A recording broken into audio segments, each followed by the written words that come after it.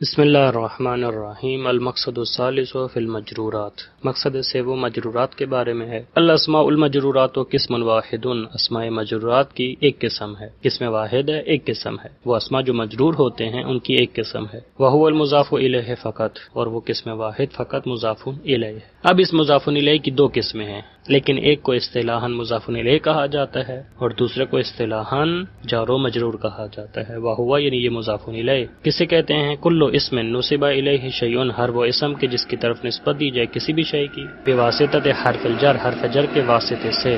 اب اس حرف جر کی دو قسمیں ہیں، لفظاً یا تو حرف جر لفظی ہوگا، نحو جیسے مررت بزیدن، میں گزرا زید کے پاس سے، زید کے پاس سے گزرا، زید کی طرف نسبت دی گئی ہے مررتو کی، تو لیکن با حرف جر ہے، حرف جر کے ذریعے سے یہ نسبت دی گئی ہے، اور یہاں پر با حرف جر لفظی طور پر موجود ہے، اس کا تلفظ کیا جا سکتا ہے۔ وَيُعَبَّرُ عَنْ هَذَا الترکیب فی الاصطلاح، اس ترکیب کو اصطلاح کے اندر اصطلاحی طور پر تعبیر کیا جاتا ہے کہ بِأَنَّهُ جار و مجرور، کہ یہ جار و مجرور ہے، اصطلاحی طور پر ان کا نام جار و مجرور ہے۔ او تقدیراً، یا حرف جر تقدیری ہوگا، نحو جیسے غلام زیدن، تو غلام زیدن، غلام مضاف ہے، زید مضاف الیہ ہے، زید مجرور ہے، حرف جر تقدیری کی وجہ سے۔ تقدیرہ اصل میں یوں ہے، غلام زیدن اصل میں یوں ہے، غلام لزیدن، تو لام حرف جر ہے جو مقدر ہے، اسی لام حرف جر مقدر نے زید کو جر دیا ہے۔ پس اگر حرف جر لفظی ہو تو اس کو جار و مجرور کہا جائے گا، اور اگر حرف جر تقدیری ہو تو اس کو مضاف و مضاف الیہ کہا جائے گا۔ وَيُعَبَّرُ عَنْهُ فِي الْاصْطِلَاحِ، اور اس ترکیب کو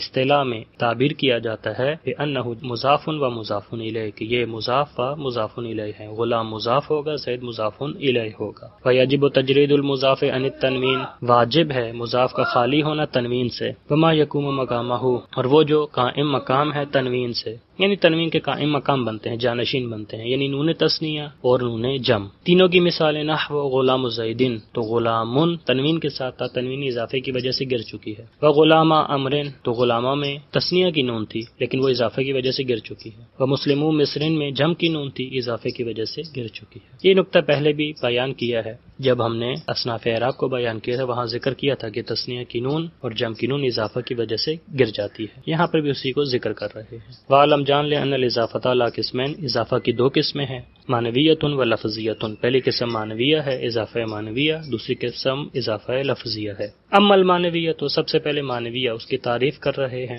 فہی ان یکون المضاف غیر صفۃ مضافۃ الی معمولها، اضافہ معنویہ، فہی یہ اضافہ معنویہ، ان یکون المضاف، اسے کہتے ہیں کہ جہاں پر مضاف غیر صفت، صفت نہ ہو، مضافۃ الی معمولها، یا مضاف صفت نہ ہو یا صفت ہو لیکن ایسی صفت نہ ہو جو اپنے معمول کی طرف اضافہ ہو۔ بس دو صورتیں ہیں، یا تو صفت نہ ہو یا اگر صفت بھی ہے تو اپنے معمول کی طرف اضافہ نہ ہو۔ نحو جیسے غلام زیدن، تو غلام زیدن میں غلام صفت نہیں ہے، صفت سے مراد اسم فاعل اور اسم مفعول یا صفت مشبہہ وغیرہ، تو یہاں پر غلام صفت مشبہہ بھی نہیں ہے، اسم فاعل بھی نہیں ہے اور اسم مفعول بھی نہیں ہے، لہذا غلام یہاں پر غیر صفت ہے، اس کو اضافہ معنویہ کہا جائے گا۔ اضافہ معنویہ کی تین قسمیں ہیں، وہی اما بمعنی اللام، چونکہ ہم نے کہا کہ اضافہ میں حرف جر تقدیری ہوتا ہے، تو حرف جر اضافہ معنویہ میں تین طرح سے ہو سکتا ہے، یا تو لام تقدیر میں ہوگا، یا تو من تقدیر میں ہوگا، یا فی تقدیر میں ہوگا۔ بس اسی وجہ سے اضافہ معنویہ کی تین قسمیں بنتی ہیں۔ وہی یعنی یہ اضافہ معنویہ اما بمعنی اللام، یا تو لام کے معنی کے ساتھ ہوگا، نحو یعنی لام کا معنی تقدیری ہوگا، نحو غلام زیدن،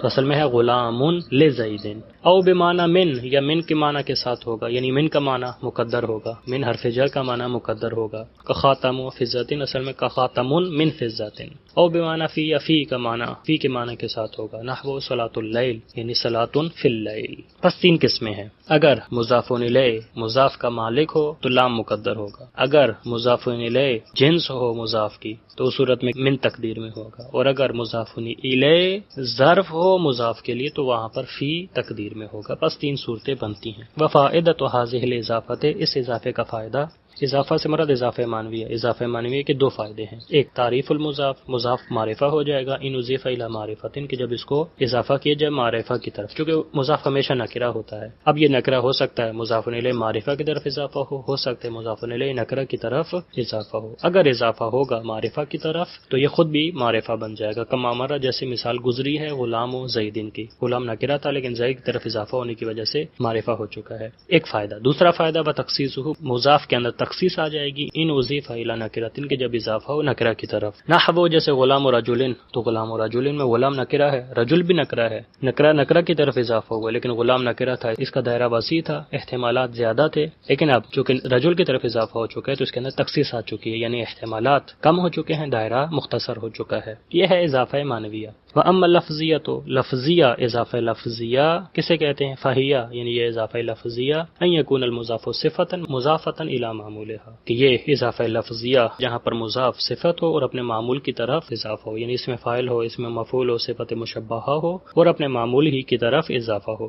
وہیہ یہ اضافہ لفظیہ فی تقدیر الانفصال فی اللفظ، اضافہ لفظیہ اگر دیکھا جائے تو لفظی طور پر ان کے اندر جدائی پائی جاتی ہے. وہیہ فی تقدیر یعنی یہ اضافہ لفظیہ تقدیر میں اگر دیکھا جائے تقدیری طور پر ان کے اندر انفصال پایا جاتا ہے. لفظی طور پر ظاہراً ایسا لگتا ہے کہ ایک ہیں، لیکن ایسے نہیں، حقیقتاً ایک نہیں ہے. غلام زیدن جو اضافہ معنویہ ہے وہاں غلام و زیدن مل کر ایک ہو چکے ہیں، پہلے دو تھے، غلام الگ تھا، زید الگ تھا، لیکن اب اضافے ہونے کی وجہ سے ایک بن چکا ہے. خارج میں ایک شخص ہے غلام و زیدن، لیکن اضافہ لفظیہ میں اگرچہ اضافہ ہوا ہے لیکن اس کے باوجود لفظی طور پر جدائی ہے. وہی ہے یہ اضافہ لفظیہ فی تقدیر الانفصال، تقدیر کے لحاظ سے ان کے اندر جدائی پائی جاتی ہے، انفصال موجود ہوتا ہے فی لفظ کے اندر. نحو جیسے ضارب و زیدن، تو ضارب و مارنے والا، زیدن مفعول بہ ہے جس کو مار پڑ رہی ہے، جس کو مارا جا رہا ہے، مارنے والا ہے زید کو.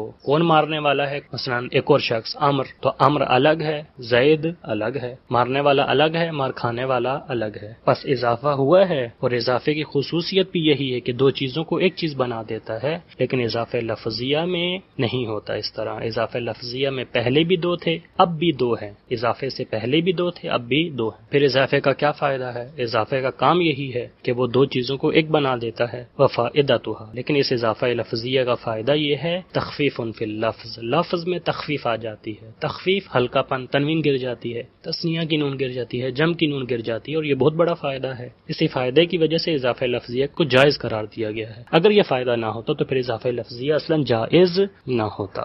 خوب، یہ مطلب مکمل ہو چکا ہے. اضافے کی دو قسمیں، اضافہ معنویہ اور اضافہ لفظیہ. وعلم جان لے انک اذا اضفت الاسم الصحیح او الجاری مجرى الصحیح الی یاء المتکلم، جان لے کہ جب آپ اضافہ کرتے ہیں اسم صحیح کو، صحیح کی تعریف پہلے گزر چکی ہے اصناف اعراب میں، ادھر رجوع کریں. او الجاری مجرى الصحیح، قائم مقام صحیح، اس کی تعریف بھی وہاں گزری ہے. پس صحیح کو آپ اضافہ کرتے ہیں یا قائم مقام صحیح کو آپ اضافہ کرتے ہیں الی یاء المتکلم، یا متکلم کی طرف، تو ان کا حکم یہ ہے کہ کسرت آخر ہو، تو اس میں صحیح اور قائم مقام صحیح کے آخر کو کسرہ دے دیا جائے گا، واسکنت الیاء، اور یا کو ساکن کر دیا جائے گا، اور فتحت یا کو مفتوح کر دیا جائے گا. جیسے غلامی، دلوی، زب یی، یہ یوں پڑھیں غلامیہ، دلویہ، زب یی یا، بس یا کو ساکن بھی پڑھ سکتے ہیں اور فتحہ بھی دے سکتے ہیں. وَإِن كَانَ آخر الاسم یا ان، اور اگر اسم کے آخر میں یا ہو مکسورا ما قبلہ، ایسی یا کہ جس سے پہلے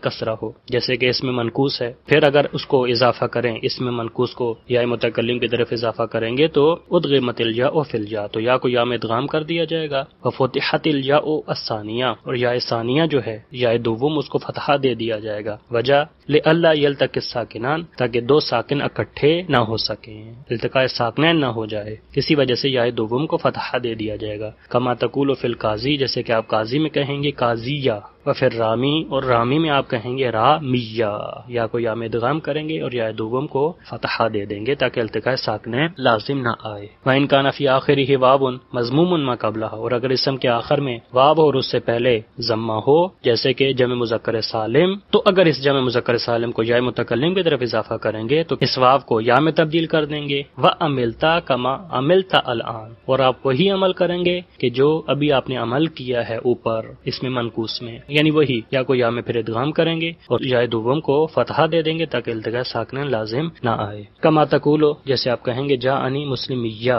تو اصل میں کیا تھا مسلمو یا، وہ آپ کو یا میں تبدیل کریں گے یا کو یا میں ادغام کریں گے اور پھر یا دوم کو فتحہ دے دیں گے تاکہ التقاء ساکنین لازم نہ آئے. اور یہ پہلے بات گزری ہے اصناف اعراب میں، وہاں جا کر رجوع کریں تو وہاں مفصل اس کو بیان کیا ہے.